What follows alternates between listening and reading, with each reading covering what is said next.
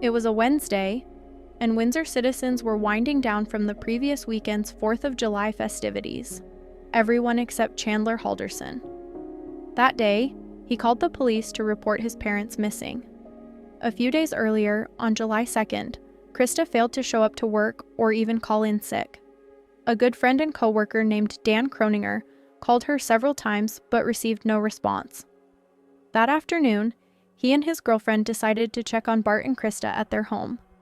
The Haldersons' cars were both in the garage, but neither seemed to be home.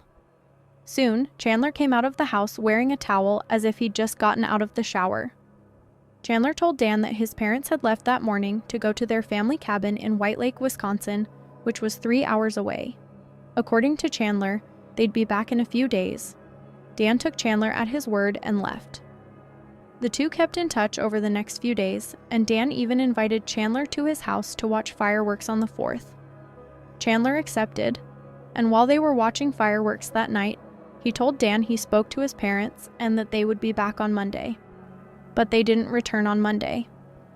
And knowing that Krista had an important doctor's appointment that week, Dan grew worried again. By Wednesday, he urged Chandler to call the police and report his parents missing, which Chandler agreed to do. Chandler claimed some friends picked his parents up and drove them to the cabin, but he didn't know who the couple was. After listening to Chandler's story, authorities sent a team out to White Lake to inspect the cabin. Stream the full episode wherever you podcast or watch on YouTube.